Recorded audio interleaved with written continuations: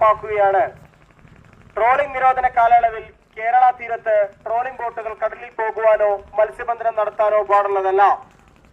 നിരോധനം ലംഘിക്കുന്ന ബോട്ടുകൾക്കെതിരെ 1980 കേരള സമുദ്ര മത്സ്യബന്ധന നിയന്ത്രണ നിയമം KMFR ആക്ട് പ്രകാരം നിയമ നടപടികൾ സ്വീകരിക്കുന്നതാണ്. ട്രോളിംഗ് നിരോധനം തുടങ്ങുന്ന 2026 ജൂൺ 9 അർദ്ധരാത്രി 12 മണിക്ക് മുമ്പായി എല്ലാ ട്രോളിംഗ് ബോട്ടുകളും ഹാർബറിൽ പ്രവേശിക്കേണ്ടതാണ്. നിരോധനം അവസാനിക്കുന്ന ജൂലൈ 31 അർദ്ധരാത്രി 12 മണിക്ക് ശേഷം മാത്രമേ മത്സ്യബന്ധനത്തിന് പോവാൻ പാടുകയുള്ളൂ. കേരള തീരത്ത് മത്സ്യബന്ധനം നടത്തിക്കൊണ്ടിരിക്കുന്ന അന്യ സംസ്ഥാന ബോട്ടുകൾ ജൂൺ 9 മുമ്പായി കേരള തീരം വിട്ടുപോകേണ്ടതാണ്. ട്രോളിംഗ് നിരോധന കാലയളവിൽ മത്സ്യബന്ധനത്തിൽ ഏർപ്പെടുന്ന ഇൻബോർഡ് വള്ളങ്ങൾക്ക് ഒരു കരിയർ മാത്രമേ അനുവദിക്കുകയുള്ളൂ.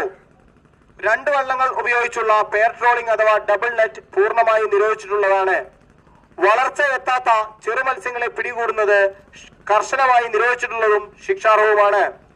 എല്ലാ യാനങ്ങളിലും രജിസ്ട്രേഷൻ മാർക്ക് നിർബന്ധമായും ഉണ്ടായിരിക്കേണ്ടതാണ്.